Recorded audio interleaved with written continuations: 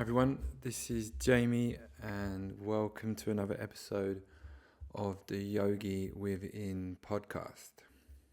Okay, so on today's episode, you could say this is a continuation of this theme, a little bit on the subtle body and the subtle energy channels, but mostly I'm going to talk today about how we can cultivate more love and compassion in our yogic practices and especially our meditation practices. Now, one of the reasons I'm doing this podcast today is obviously just to share my own experiences of this and how this might help other people. But this was also a conversation that came up recently with some students of mine when we had a gathering in our Mysore class for kind of like a Christmas get together. And we, sometimes it's nice to meet up outside of practice and talk about different aspects of yoga and spirituality. And this came up about love. Now, I've talked about love quite a lot on this podcast before, but I'm going to go into some specific aspects of this and why I think it's important and how we can cultivate this energy in our bodies that can affect us and the people around us in a big way. Now, this conversation came up because of what lots of students experience at the Shala where I teach. Now, let's think about the best way to word this.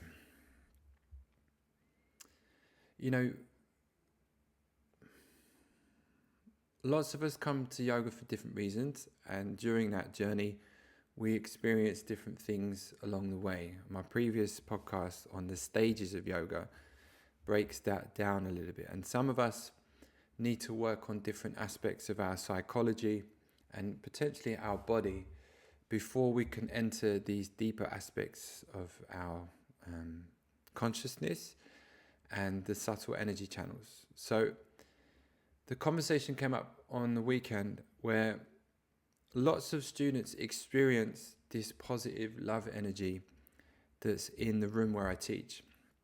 And this energy is very powerful because when you do things within spaces like that, lots of positive things happen, yeah? We've all experienced this.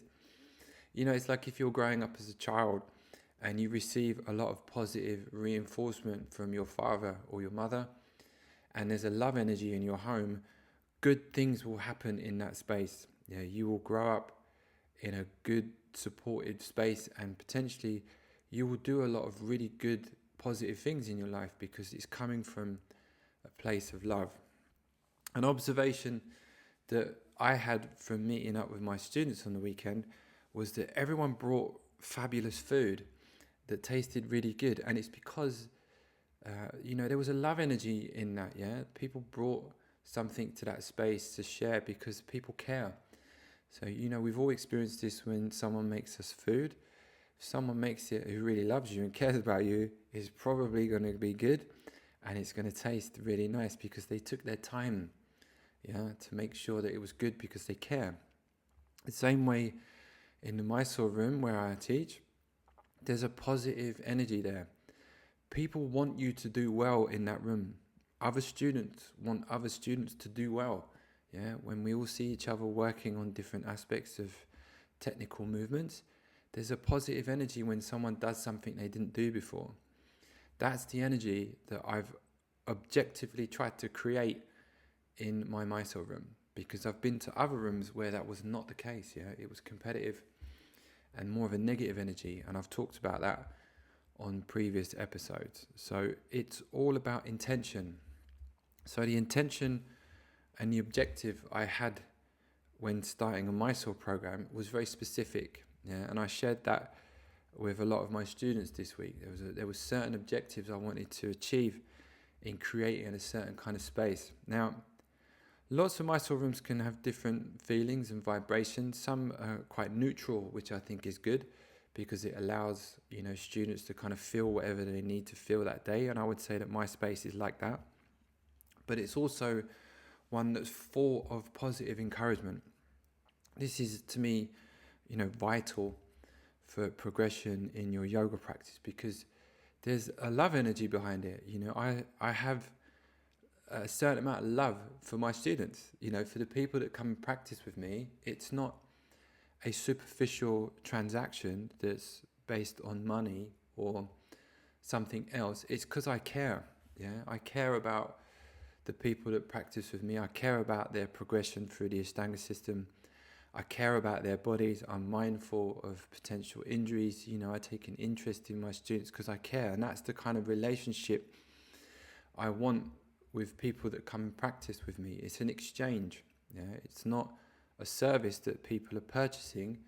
It's a give and take relationship, and there's an exchange in that room that is healthy and loving. There's a love energy, and that's what my students, that's what we discussed, and it's what they feel in that room. And that was my objective with this Mysore program, was to create a love energy. And it's because I have that intention with most things in my life. Most things in my life I try to do from a place of love, not necessarily from a place of money or other objective. It's mostly around trying to cultivate a kind of love energy, and I'll go into more details on why. Now, what are we doing in our yoga practices? Like I said, lots of us come to yoga for different reasons, but what are we trying to do? For some of us, we're trying to alleviate some pain.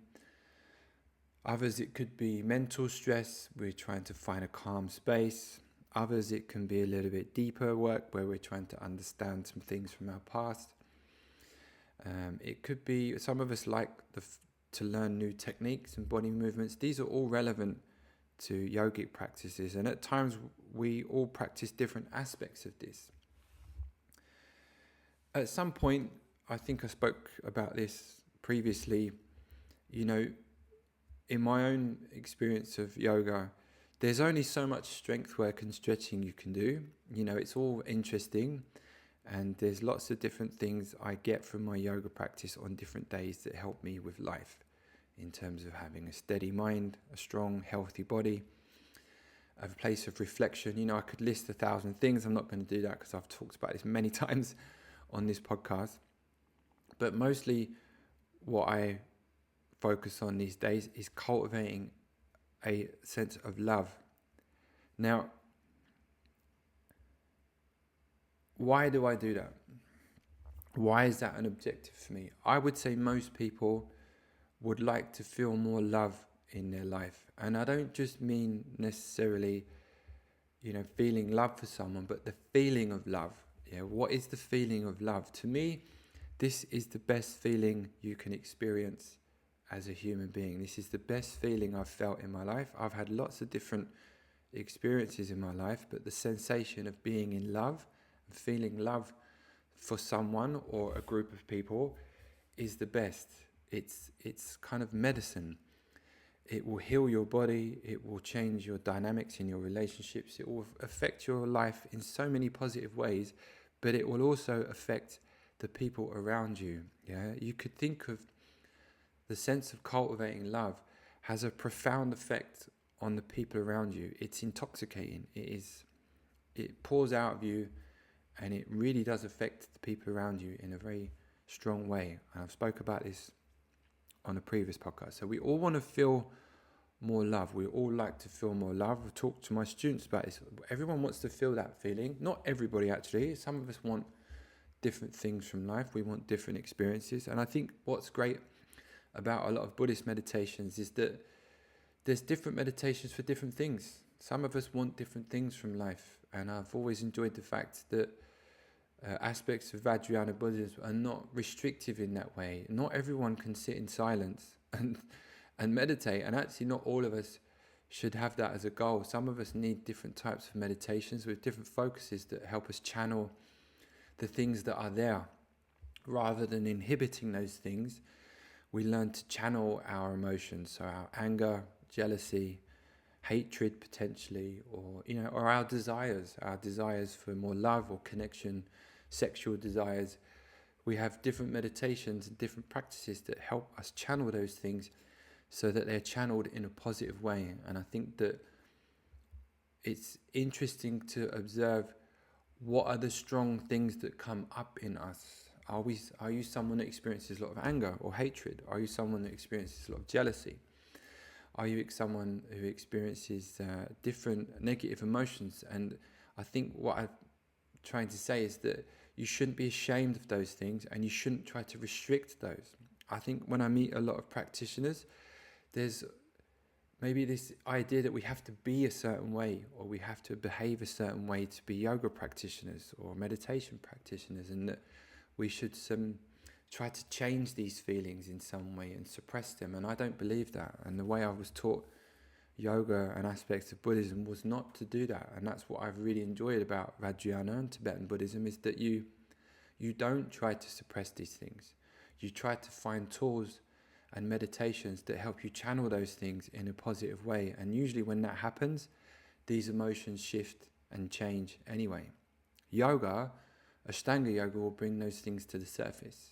That's the methodology of the system, is non-avoidance. Brings things up, opens your energy channels, brings emotions and things that you've kept in your subconscious to the conscious, so that you bring awareness to those things, and then you release that energy in a positive way. Now, you could release that in a destructive and negative way, and that does happen. Unfortunately, it also happens in the yoga and spirituality world, where I've spoke about this from previous episodes, where teachers channel that negative energy in abusive ways and destructive ways. These people should be avoided at all costs. We want to practice in spaces where it's a positive energy that's being channeled rather than a negative energy. Now, I'm going to focus on love and compassion, because for me, this has brought the most blissful feeling into my life. And I don't think this is necessarily the best focus for everybody. As I said, if you work with a good teacher, they will help you find out what your natural desires are and what your natural traits are, so that you balance those out. Yeah, a bit like they do in Ayurveda, where you kind of bring awareness to your natural tendencies, and rather than going too strongly into those tendencies, you learn to balance those out. This could also come back to my philosophy on Bandha, so go and check that out if you haven't listened to that episode about balancing your body out. We're trying to balance these energy channels out in our body so that we're more in balance. The masculine, the feminine energy. You could think of different aspects of your personality, your character, the things that you're naturally drawn to, and the things that you're potentially not even aware of that need to be balanced, so that you find more equanimity and more peace, and potentially more love and compassion. We have to work with people who understand these systems, so that we work out what are the best tools for us, that we find a better sense of balance. Yeah. So for me, I've felt the most bliss, compassion and love by focusing quite strongly on the sense of desire, or the sense of love and wanting connection from people. Yeah. So for me, my meditations and my practices are mostly about cultivating a sense of love. Yeah, a real strong connection of openness and a love feeling. That vibration and that energy channel brings me huge amounts of bliss and joy, and then I can use that energy in other ways. So, for example, where I teach yoga, what I will do, I will cultivate that love energy in my own practices, so that when I come to work and I'm working with people, I have that vibration with me. Yeah, it's important to me that it's channeled in that way. Yeah, so it's being shared. Yeah, I can cultivate this love energy within me with my own practices, and then when I have that stored up in me, it's like a kind of a well. You dig in, you use this pump that you're using through pranayama and visualizations and asana, these tools that cultivate that energy strongly within you. And you fill your body full of that energy. You fill your body full of love, compassion, and then you direct it in a positive way. This is what I try to do with my teaching job. This is how I use my energy in that way, because I made a decision that this is how I wanted to be. This is how I wanted to live my life. And I wanted to use these practices to help others. This was an objective I had. It's great being able to cultivate love. It's really nice being able to cultivate compassion, but it's not necessarily a waste, but there's good uses for that. Yeah, there's ways you can use that energy. You could also use destructive energy in that way. You could create a lot of negative energy in your body, anger, hatred, and resentment, and then channel that into your job or channel that into your relationships and push that out into the world. And this happens a lot, yeah?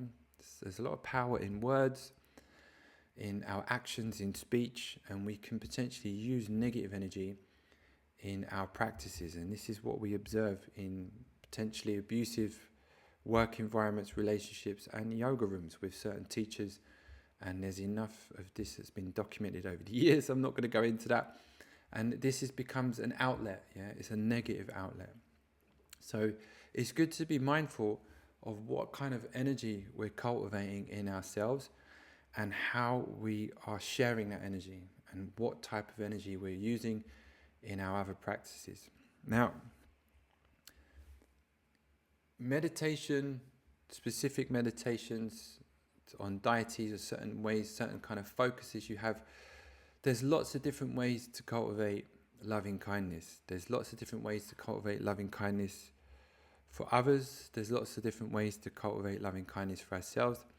And as I spoke about on previous episodes, one of our strongest types of energy that we have is our desire. Yeah.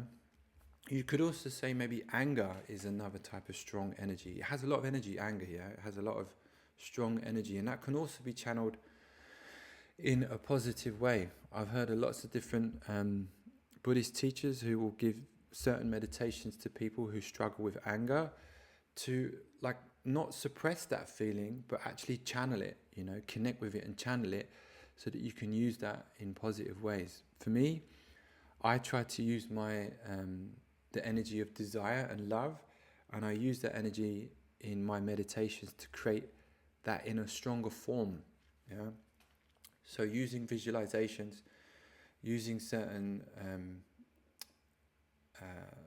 using certain visualizations and certain focuses in my meditation practices, I will use that as a way to use my sexual desire, use these strong desires within my body as a way to cultivate more love.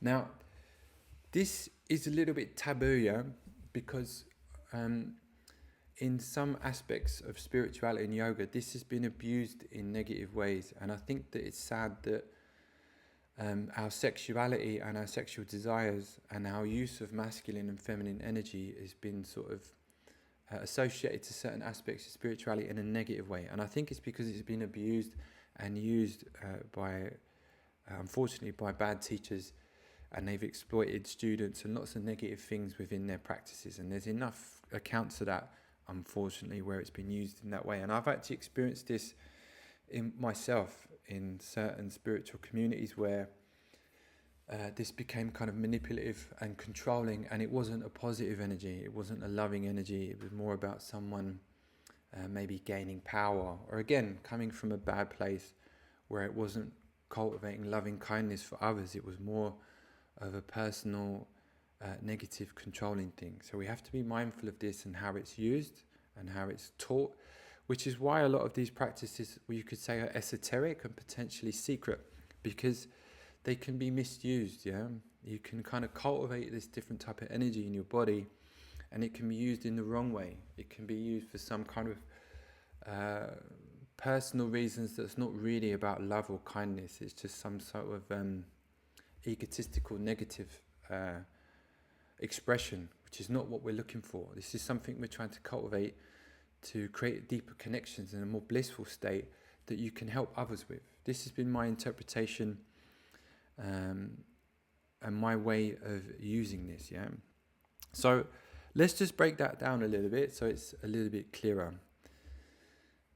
If you were practicing yoga or aspects of Buddhism, you potentially might be coming at this from a monastic perspective. I spoke about this a little bit before, and you might take certain vows where you renounce aspects of life, and one of those will be potentially sex and intimacy with someone. So you renounce that, and you look to develop your spiritual practice in a way where you don't engage with those parts of society and life.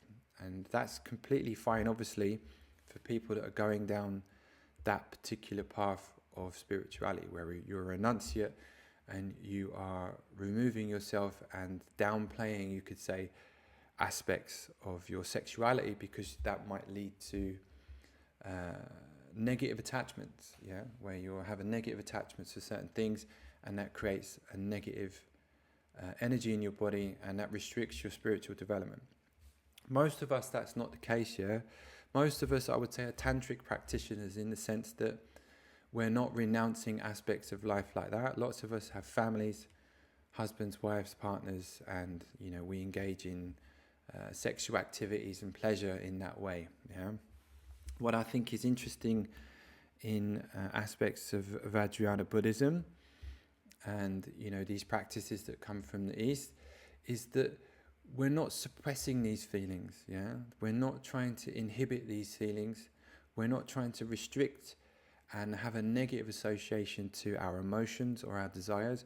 We're trying to engage with those so that we can channel those in a positive way. And for me, this has been the most liberating and rewarding parts of going deeper into the subtle energy channels of the body. Lots of times when I came into spirituality, there felt like a kind of restrictive repressiveness around these aspects of being human. And to me, this was more of a blockage, and it created more of a restrictiveness around controlling ourselves. As I've said before, I think humans are way too controlled as they are, and I've really enjoyed esoteric practices that focus on not restricting or repression. And there's enough cases actually in different religious communities where restricting and repressing our desires has led to abusive behavior. And again, I think what gets pushed down and held down comes out negatively at some point. I think it's much more healthier for ourselves and others if we learn to accept and acknowledge our innate natural desires, but we learn to channel those in positive ways. And I believe that monastic monks who have been taught properly, they learn how to channel their sexual desires and their hatred and all these other energies into positive ways. And they will change their outlook on things to make that into a positive energy, Now, let's just break that down a little bit more. If you're a monk or you're living in that way, you will tell yourself certain things and potentially change your outlook towards certain things so that your desires are different, so that you don't really go into your sexual desires, or you don't really go into these other things that can take you away from your spiritual development. And as I've said, that's not the path I chose to go down. Again, as more of a tantric practitioner, we want to learn how to use that and use those desires in a way to create more bliss and more love and more connection that is altruistic in a sense. We're not doing it just to have personal gratification. The intention is to create more of a love energy inside us, where that comes out of us, where we help others with that. And this has been my experience. So you can do these things for different reasons. You can do these types of meditations and practices for all different intentions.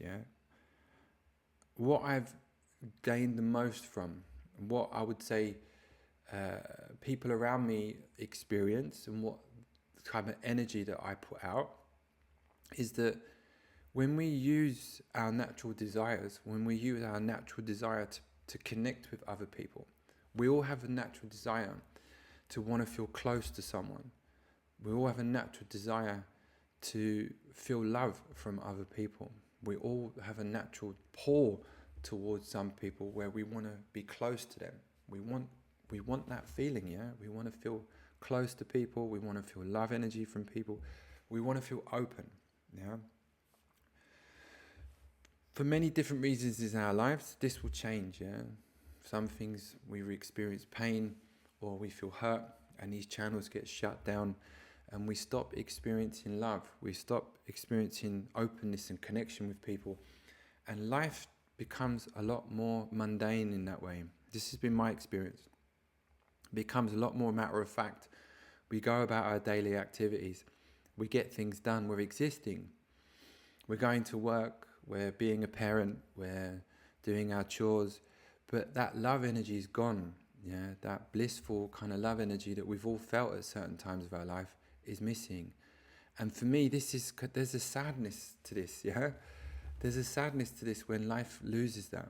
Yeah? We can experience lots of things in life, but as I've said before, when you're going through your daily chores and you're dropping your kids off to school or you're going to work, if you're doing those things in a love state, if you're doing these kind of what you might say mundane, tedious different activities, but you have a love energy in your body when you're doing that, you will feel good. Yeah, you will feel good. You will feel happy. You'll feel joyful. You'll feel lighter. You'll have more energy.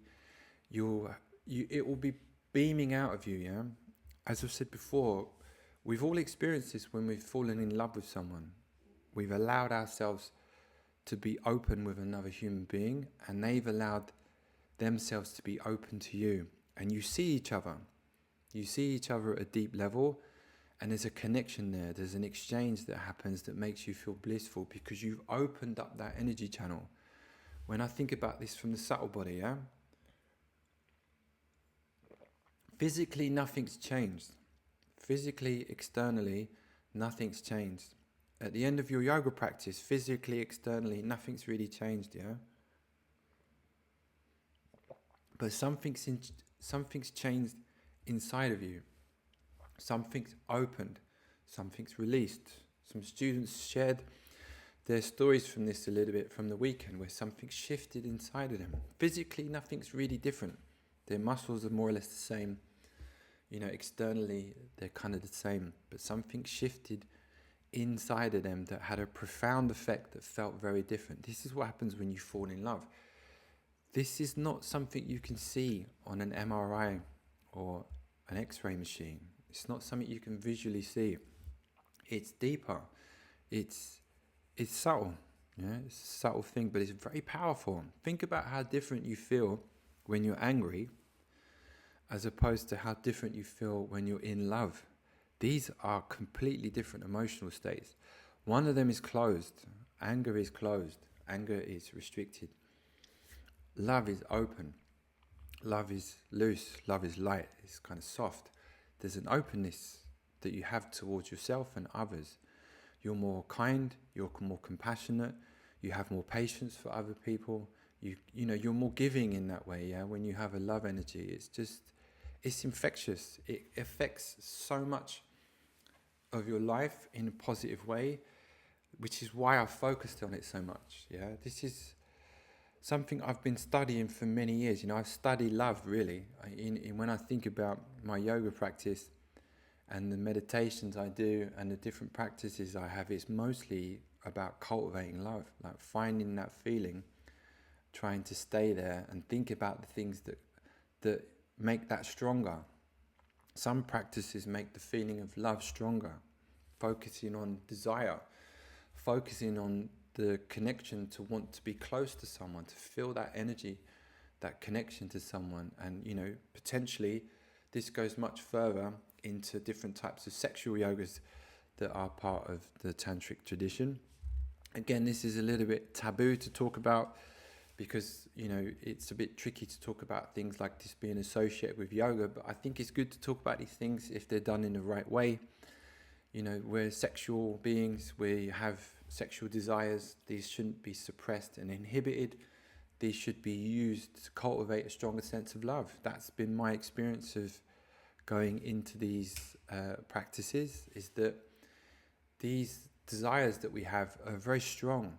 Our desire to be close to someone, to be in union with someone are a very strong feeling that we have. And that is a very fast and direct way to cultivate a sense of love.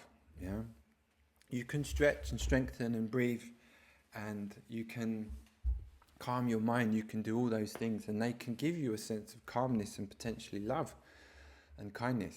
You can focus on people in your life, people that you care about, and you can use lots of visualizations to create a sense of love and kindness for other people. But in my experience, the sense of desire, the sense to be close to someone, to be in love with someone, to create union with someone, is a very powerful feeling. It's, I would say, our strongest feeling as we have as humans, yeah? Maybe other than the sense of survival. These are very strong, innate things in us. So I'm saying all this is to say that we don't need to think of this as in a taboo, negative way if it's used in the right way. If it's used in a way to cultivate more love and compassion for ourselves and others, yeah? So what I'm saying is that these meditations and these practices, just think about it as types of energy. Sexual energy, anger, whatever, they all have an energetic quality. But with the right focus and the right awareness, we can capture that energy and channel it in a positive way that has a profound effect on ourselves and others. Like I say, think about a period of your life where you were in love. Think about how you felt during that time. You probably felt great, yeah? You probably wasn't very worried. You probably weren't so stressed. And you were probably beaming, you know, you were probably going to work, skipping a little bit, floating around, feeling good, feeling blissful. That's a blissful feeling. Think about it. I'm asking you questions, audience, right? Think about that feeling. Like, focus on it. Focus on what you felt like when you were in love. Yeah, it's different. You can have love for people, yeah? Having love for someone, a friend, these have a certain energetic quality, yeah? When you feel love towards someone. I'm talking about the feeling of when you were in love with someone. You were in that feeling, that desire to be close to someone, and that desire for union and connection with someone is very strong. And that feeling that's associated to it is very powerful. And that can instantly take you into a blissful state. Now, if you use meditation, yogic practices as a way to focus on that feeling, I'm not necessarily talking about sexual pleasure. I'm talking about the sense of love. These are different, yeah? It's good to separate these a little bit. You can be sexually attracted to someone physically, you know, you can have an attraction for someone, you could appreciate their beauty, and on a physical level you can be attracted to someone in that way. I'm talking about something much deeper, where there is a love connection. Something is opened between you and another person. You've all felt that. It's completely different. There's a channel that's been opened. You can feel it. It's subtle, yeah? But there's something that's opened between the two of you where you've allowed each other in. You've allowed that person in. They've allowed you in. And you see each other and it's like, boom. It's like in my mind, I visualize two people sending like a light energy to each other from their chest. It's just open. And once that's open, it's really open, yeah? You feel it. You can sense that something's different. You can feel it in your body, and it's powerful. The reason I'm repeating this is because it's like no other feeling. It's a very, very strong feeling, yeah? When you can focus on that feeling, and you can use these visualizations as a way to direct that feeling and channel it down the central axis of your body, this is life-changing, I would say. Yeah, not to be dramatic, but it will affect your life in a big way. Yogic practices, pranayama practices, over time, teach you how to open these channels. The Ashtanga Yoga system teaches you how to do this. Bandha, using your diaphragm correctly for breathing. Different asanas will help open these channels up, yeah? In Buddhism, they class this in different ways in terms of these inner winds. Or, we could, in yoga, we could think of these nadis, this the Sushumna, talked about before in the Bandha episode. But this opens up in a powerful way, yeah? And you can focus your mind, and you can focus sending this energy up and down through these energy channels, yeah? And it just grows. It gets stronger and stronger and stronger. It's not something you can physically see. You can see how animated I am talking about this because it has a very powerful effect on your whole being. And it's love energy, yeah? Going back to what I was describing, this union you have with someone else, yeah? Whether it's your husband, your wife, your partner, whoever, someone in your life that you have this very powerful attraction to, this magnetism to, where you're open to each other, yeah? That feeling, if you can focus your energy and you can visualize that feeling and ways and different visualization techniques to make that feeling stronger and harness that feeling, that energy in the central axis of your body and focused on it, it's, I have a volcano erupting in my head. This is such a powerful feeling. It's huge and it's fast. Vajrayana Buddhism, it's the diamond path. It's direct. Ashtanga yoga is direct. There's no messing around. It's like, I have an objective here and I'm going to get right to it. I like it. It's, I like practices like this. It's direct. We're all on different journeys on our yoga practice. This is my own, this is what I teach really. This is what I focus on. The Ashtanga system, this neutral space in the Mysore room, allowing us to heal, allowing us to open our bodies, our energy channels, realigning everything so that we can go into these deeper aspects of the subtle body. Now, not everyone is interested in this, and not everyone really is even ready for this. You have to have a clear conscience, yeah? You have to have done the work, really. You have to be ready to drop into these different states, as I've talked about before. And that's why really a lot of these teachings, I believe, are esoteric in nature. They're secret in the sense that not everyone can go to these places, yeah? Not everyone's really ready to even visualize this stuff and think about this in their body's not open in that way. Their consciousness is not open that way. Potentially, we're stuck in old trauma and pain patterns, and it's very hard to see things in a loving way. It's hard to connect in that way. Maybe some of us, a lot of us really are quite blocked energetically in that way, sexually, emotionally, and in a loving way. We're not really open to the idea of really falling in love and letting go with someone and allowing someone in, allowing these energy channels to kind of open up. You have to be very vulnerable, but also secure in yourself to understand what that feels like and to know how to channel it, how to harness it so that it doesn't become a negative attachment. It doesn't become something that's full of jealousy and control, because this would, again, this is the negative aspects of how this energy could be used. You can create all this like love energy or sexual energy in your body, but if you're using it in a manipulative, controlling way, or jealousy or abuse potentially, this is not good. Yeah, this is not what we're looking for in any spiritual practice. So like I say, I think it's good to talk about this because this is quite taboo in a lot of practices, and I think that it's good to talk about it because it's so powerful if it's used in the right way. Love, yeah, it's such a powerful feeling, and a desire to be close to someone, a desire to connect with someone and be in union with someone is a vehicle, a tool to make that feeling stronger. And then you feel more love and compassion for others. This has been my experience of focusing on this. It's not a selfish act. Love is not selfish. It shouldn't be.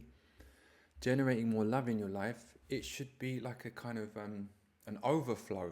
Yeah, you've got so much in you, it's pouring out of you, and then it's easy to share it because it's like, yeah, because the more you share that love energy, other people vibe off that, and then they give it, and then they receive it, and then you give it. It's like a shared resource, yeah? It's like a pot of honey. And it's just, you're sharing it. It's there to be used in a positive way. And that's why some yoga rooms and some meditation spaces are so powerful, because that intention is the underbelly of it all. Yeah, the backbone of it. The basis of it is love. The basis of it is wanting others to do better. The basis of it is wanting the best intention for others. You're not trying to control people or manipulate them. You want the best for them. You really do love someone. You care about them at a deep level. This, to me, is like peak spiritual practice stuff. This, to me, is like, I don't want to say the goal, but like I say, there's so much of yoga and spirituality that I love. Like I've said before, I love flying around on my mat, doing different movements, opening all these channels up, getting stronger, sweating, moving. This is like, I get a lot of joy from that, yeah? Over the years, going into the psychological aspect of having to clear a lot of negative stuff from my being. I had to let go of a lot of old trauma things, pain things. I had to just really dispel a lot of those things so I could experience this more. Like I said, it's hard to experience love and bliss if you're angry and bitter. It's hard to do that when our attention is being diverted into lots of negative ways. And this is really why monks take monastic vows, because they're taking a vow to commit their energy to certain practices. And I believe that we all have to do that, actually. This is something I had a conversation with someone about very recently, is that I thought about some of the episodes of my podcast, and I can totally see where my energy has been diverted on other aspects, yeah? And it's like, it's important to take vows on the things you want to focus on in life, yeah? This is the spiritual path. If you're consumed with so many negative aspects of society that is just completely diverting your energy, or friendships or people or whatever it might be, it's important to really not analyze, but be honest with yourself about, yeah? You've only got a certain amount of time and energy. What do you want to spend that on, yeah? We don't need to save the world. We don't need to know about everything that's going on in the world all the time. We don't need to have the weight and burden on everything, yeah? Some people are altruistic in that way, and they have a lot of time and energy for different humanitarian things throughout the globe. But to be honest, with the event of social media and the news and internet and radio and stuff, our lives would have been much simpler a few hundred years ago, so not very long ago, maybe not even that long, where your main focus would have been your local community and your family, and that would have been enough. And I think for me, what I've had to do in terms of my own vows, in a sense, is like, where do I want to put my energy? Who can I help? Like, if I generate this love energy, where can I share that? What's going to be the most productive way of doing it? And I think that we have to think about that. I'm going on a bit of a tangent, but it's something I talked about recently. It was like, how much energy do we have in a supportive way that can affect others in a positive way before that becomes something negative, yeah? We have to think about this. Like, I've thought about this, really. Like, what parts of society am I not willing to engage in anymore? Because it just totally takes me out of that love vibration. And then when I'm out of that vibration, I'm not really helping anyone. I'm not really helping myself, fundamentally. We're existing. We're doing the usual mundane things, but life is more blissful when I'm in a love state. Life is more blissful when I have a higher love number. My love number's up. My relationships are better. My work is better. My friendships are better. Everything is better. So it has a big effect. It's this analogy of putting on your life vest before you help someone else. And I think it really is like that. If you feel that your own energy levels are just depleted and your own love number and love energy is just like bottoming out, you're not really going to be able to kind of help others and spread that in a positive way. So we have to be realistic about how much time and energy we have on others and what we put our energy to. And I think it's interesting to think that monastic vows or vows you took as a spiritual practitioner were these are very serious things, yeah, something you commit to. And in our yoga practice, some of us are very committed practitioners. Yeah, I've dedicated my life to yogic practices, and it's important to think about the commitments you have and how much energy you have to share and give. So I'm just showing that as a kind of caveat. But let's just check my notes here. Yeah, this would be a good thing to touch on actually. So I've, studied this in different places over the years with different people. And mostly I've found in yogic teachings and Buddhist teaching is to be very academic, in the sense that you can study this till the cows come home. There's so many different branches of Buddhism and yogic practices that it really is almost like it's such a broad topic, yeah, and it can be confusing. Lots of people ask me how to learn this stuff, like how do you fix your back, how do you fix your body, how do you become sick less, how do you have more energy, how do you feel calmer, all the kind of usual questions we have when we come to yoga. But also, like, how do you feel more love, how do you feel more compassion? These are questions that you have when you come to these practices. And like I say, when you get into this and you start going down the rabbit hole of spirituality, it can be a bit overwhelming. And really, largely, it's quite academic, I would say. I'm not an academic person per se. I'm more of a doer, yeah. I'm more interested in the direct path, yeah. I've never really been so interested in the sense of studying religion or studying yoga in that sense, yeah. I've been studying yoga for nearly 20 years, probably, but it's more in relation to doing, yeah.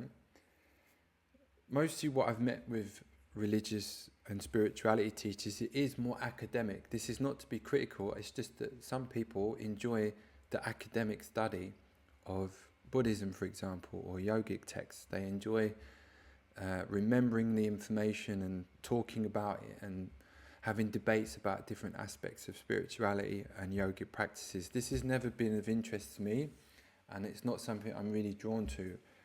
I've been drawn to teachers that embody that state. Yeah, I've met lots of academic teachers who could tell you lots of things about different practices, but I would say they don't necessarily embody these energetic qualities. I've studied and met people, they embody this on an energetic level, yeah? That love energy is within them. That higher vibration is within them. Even just talking with people like that, your spiritual progress just evolves, yeah? You might not necessarily become more academically proficient in Buddhism, say, or yoga, but you learn a lot from being in rooms and practicing with people like this, because it's a vibration thing. This is what I've been drawn to, and this is what I try to teach, really, is that it's no good being able to repeat mantras and talk about different texts and, go over different movement practices when the energy is flat, yeah? You might remember a lot of things, you might learn a lot of things academically, but vibrationally nothing changes, yeah? Ashtanga yoga is a doing practice, yeah? It's totally a doing practice. My meditation practices are doing practices, yeah? I'm not doing these to remember information, I'm doing it to change my vibration, so that energetically things shift. I think this is an important thing to understand, because I've met lots of people who remember a lot of information in the spirituality world but don't necessarily embody it. And I would say to students out there, you want to look for teachers that really embody these practices, and you can feel it. You can feel it in different rooms, you can feel it when you're talking to them, and your spiritual practice will swiftly move forward when you're in places like that, yeah? Now, let's just go back to this love energy, yeah? Now, you kind of know when you're in this vibration. Yeah. It's kind of like what I asked earlier. When you're in love, when you're in love, you can feel it. It affects what you read. It affects what kind of music you listen to. It affects what you focus on in life. And this goes back to what I said about taking certain vows in a way, yeah. Because some things in society will not encourage that feeling, yeah. It's really about what do you want in your life, yeah. If you want more love in your life, you have to focus your attention there, yeah. Most of what you experience in your life will be whatever your attention is focused on, yeah. The mind works this way, yeah. If you're focused on love, if you're reading about these different aspects, if you're finding ways to cultivate that feeling, you're going to experience that more, yeah. You're going to meet more people that are also on that vibration. You're going to attract people that are also on that vibration, and then your world, your mini world, becomes more about that. You know, if you're focusing on other aspects of life that cultivate different sensations and feelings, then that's probably what you're going to experience. I'm saying this because it's important to assess a little bit of like, where is your attention going? Yeah, where is your attention being focused on? Because mostly what that's being focused on is going to affect your worldview. And again, what vibration is that? I think about it not hierarchical, but you know, you can feel it in your body when you're in a lower vibration. You can feel it when some conversations you have with people take you down, yeah? It's heavier, it's flatter, it's even, you know, it doesn't even feel good. You can sense it, yeah?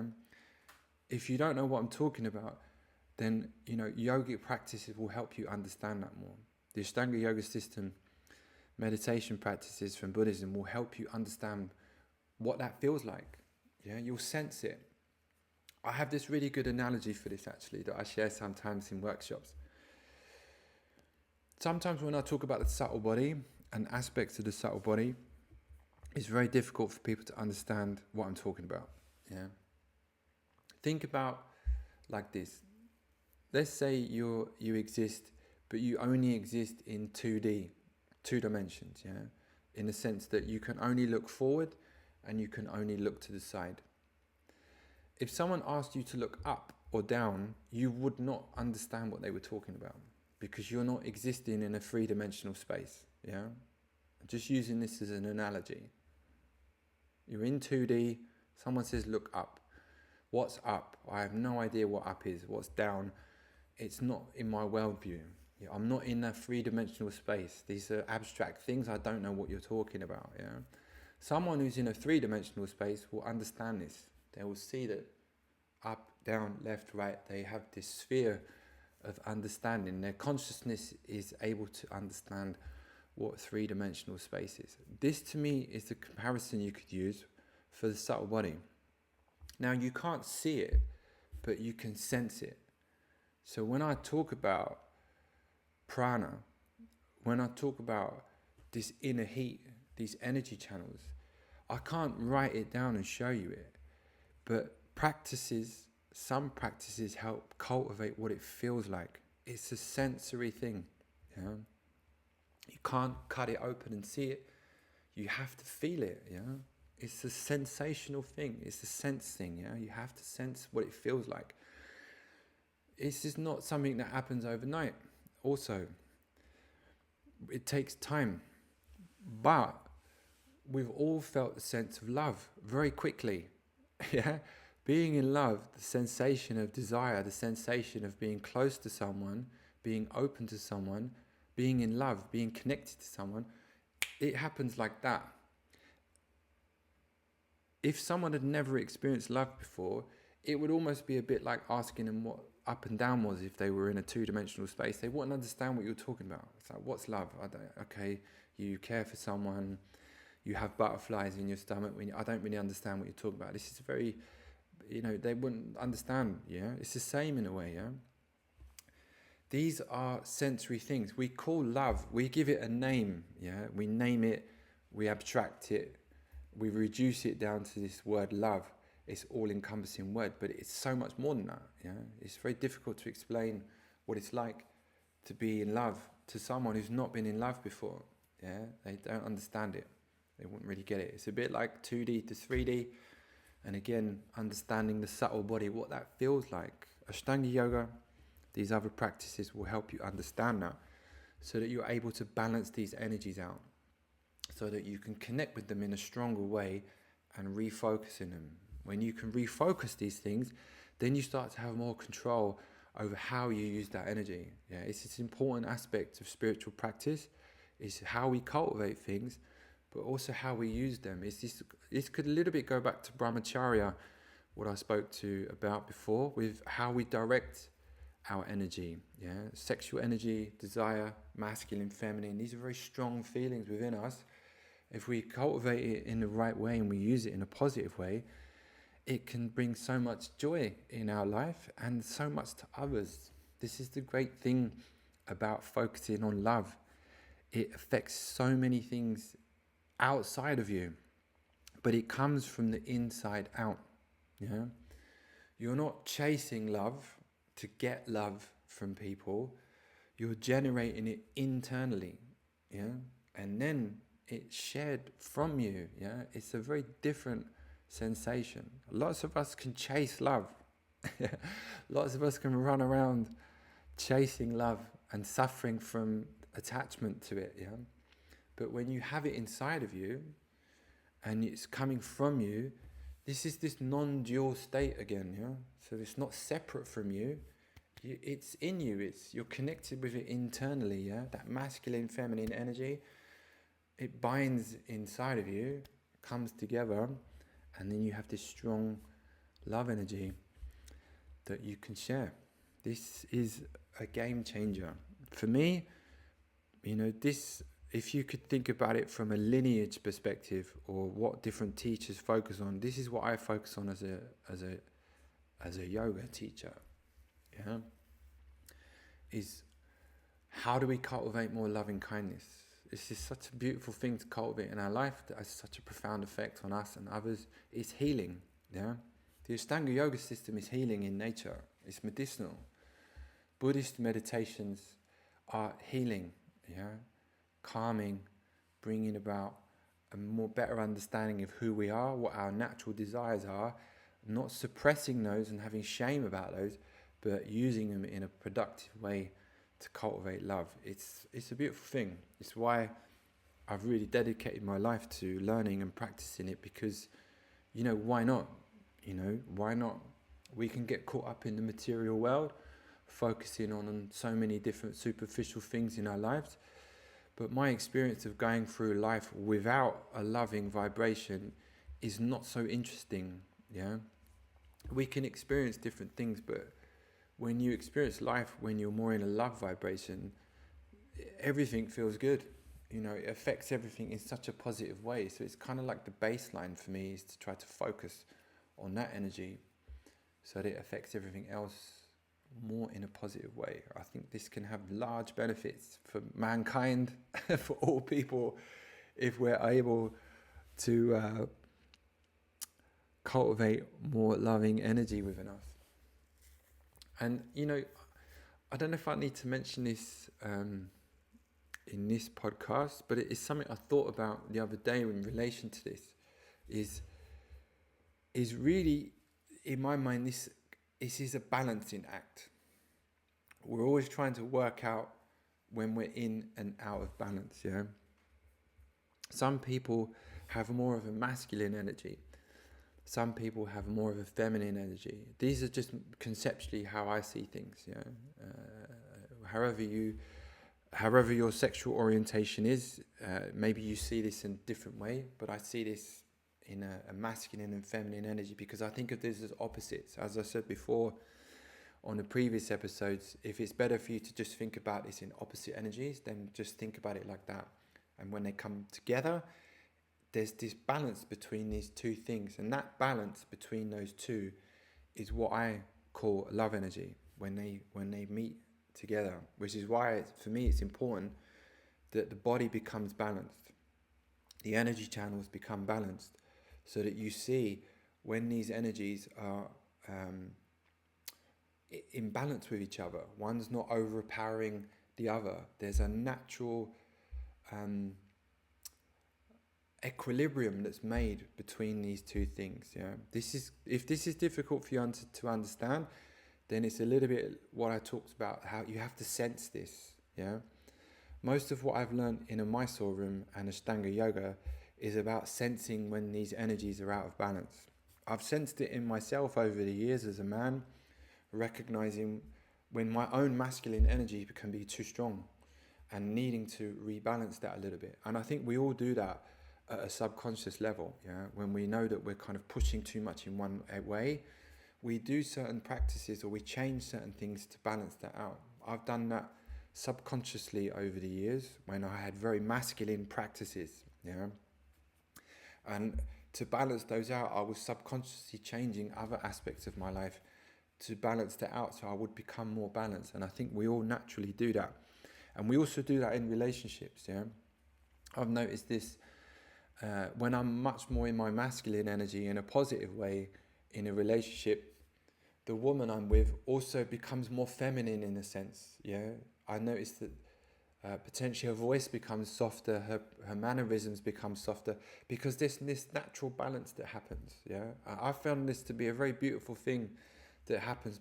I'm talking from a heterosexual male, someone who's dated women, is that you naturally find this equilibrium between the two of you.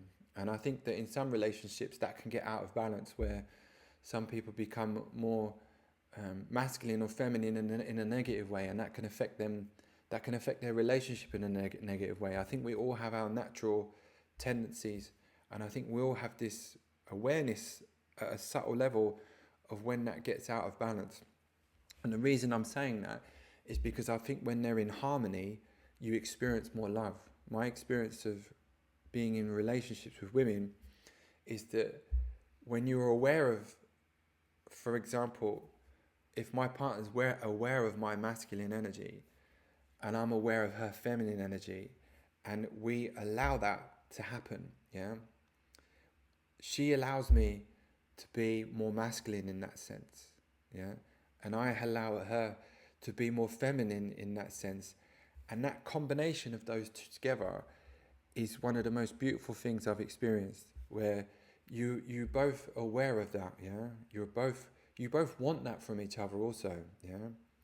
I'm sure the female partners I've had enjoy my masculine energy, yeah, that strong kind of masculine energy, the same way I enjoy their very feminine energy, because I'm attracted to that, yeah. This is what I mean about opposites. I'm talking about attraction again. I'm attracted to that feminine energy from a woman, and she's attracted to that masculine energy from me, and it's not in a overpowering way. Again, it's balanced, and when those two things balance out, boom. This to me is a beautiful thing about relationships that can help strengthen and what's the word? Boost that love energy, yeah? Because we all have that in us. We all have what I say opposite energies within us. We could call that masculine and feminine. Again, think about that how you want from your own perspective. But we all notice this within us. And we notice it within other people, yeah? And we notice it within our sexual partners or the partners that we're attracted to, is that we're aware of their energy and we're aware of when they're out of balance and we're out of balance. And I think it's a beautiful thing when you both see that in each other and you see that opposite energy in someone and you allow each other to grow on those energy channels and they meet, and that meeting externally with someone else makes that stronger, which is why some tantric practices are, with a partner where, you allow each other to boost each other and to generate that feeling in a stronger way. And you can do that on your own, obviously, where it's an internal thing. This non-dual thing is not external from you. Those energies exist within you, yeah? I kind of went on a tangent really, but it's important to understand that, and I think it's important to understand that in relationships and also to see when we're out of balance in relationships. And you can sense when you're out of balance in relationships like that, your love number drops. Yeah, that love energy drops, and maybe that masculine, that feminine energy, that opposite energy shifts, and it changes, and it's out of balance. Because really, I think what we want is that opposite energy. We want someone to rebalance us. Yeah, I don't mean this in a toxic, needy way, because like I say, when you can cultivate that internally, you don't need it from someone else.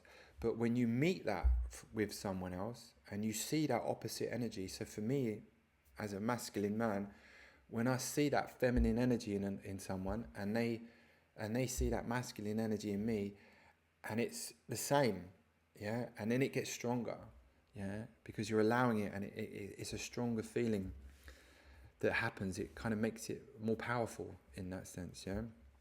But really, we can generate that internally, and when you know you can do that internally, you're not needing that from someone else, yeah. So we're not needy, we're not chasing because something's missing or something's broken in us. We already have it here, yeah. You're confident, you're secure, you know you have those balanced energies within you. But when you meet that other person and you can see the opposite, yeah, the same but opposite. I visualize this a lot in my yoga practices. There's different energy channels, yeah. When you see that in your partner, boom, and they come together, this is a blissful state, yeah, and it's a very beautiful thing when you're aware of that. And if you have a partner that is aware of these kind of energy channels and can see those opposites, yeah, this is a very beautiful thing that I think is related to desire, but also a way of channeling it to create a love energy. And that's what happens, I think, when we meet some people, is that we see that opposite and those two energies meet, and then bang, you experience bliss. It's at an energetic level. It's beyond physical, yeah. It's beyond being physically attracted to someone. You're energetically drawn to some people, because I think some people have that opposite energy, and then it meets, and then boom, maybe that gets out of balance sometimes. But I think it's important to understand when we're in balance and we're out of balance. And I said, yogic practices help you see when you're out of balance. You understand, and maybe sometimes some relationships, it's actually better to part ways if that, is very out of balance and not serving you anymore. But that's a whole nother conversation. But I digress. But I think I maybe said enough on that today. But this is one of my favorite subjects to talk about, actually. I think it's fascinating, the subtle body. I think it's fascinating to think about love as a vibration. I think it's fascinating how profound of effect it has on us and also the people around us. And I think that, yoga's a journey. I'm not going to, summarize all this, but I think it's interesting to think that the effect that love can have on us, and the intention that you have with your practices, yeah? When you come to your mat or you sit down to meditate, what's the intention of these things? What are you trying to cultivate within you? What sort of feeling do you want? What sort of, love is a blissful feeling, yeah? Being in union with someone, being connected to someone, feeling a love energy for someone is a beautiful thing. If it can be done in the right way, and that it's not controlling, manipulative, or you're not attached to it in that sense, yeah? Because love can lead to attachment. Being in love can lead to an unhealthy attachment where maybe we block certain aspects of that, and I think that will not lead to a positive energy. So we want to feel these things, we want to embody these feelings, this sense of love and compassion, but we're not trying to control it. We're allowing it to kind of do its own thing, because it has a certain energy of its own, and it might, go in different directions, and we have to allow that to happen when we're not controlling things. But I think I've said enough on this for today. Just to finish, really, is that, these practices, there's lots of different ways to cultivate this, and there's lots of different practices to cultivate this. But I think if you're if some of this doesn't really make sense to you, or you find it difficult to connect with, then I don't be surprised. Yeah, I don't mean this in any negative way. It's just that it can be a little bit complex, and to understand these things, and to understand these things in the correct way, where uh, a lot of us, like I say, can be quite closed, and for many reasons. And I'm not saying that in a judgmental way. It's just, for whatever reason, the sensation of love and connection is stopped, and we've suppressed certain things. We don't allow ourselves to feel love. We don't allow ourselves to feel connection with people. We shut it off. Yeah, I'm holding my chest because that's what it would feel like you're shutting a channel down. And it takes time for us to open those channels up, so that we see that in other people, and we start to experience more love again. So I think that, again, yogic practices in the right place, with the right teacher in the right room, will open these channels up. So you start to sense what that feels like, and you have more of an understanding of when you're closed and when you're more open, and when you're allowing yourself to be more open, and you're trusting your intuition with who you're opening those channels up to. Because that can be scary, yeah? If you've been hurt before, you don't really trust what that feels like. My best advice would be to try and cultivate that internally first. When you can cultivate that internally, and you have a security in that, then it's easier to share that, because you're not needing that from other people. You're aware that you can cultivate that internally, and then when you choose to share that energy with people and allow someone in, it's less scary, and you're more in control of what you're doing with your energy channels. I'll leave it there. Ciao.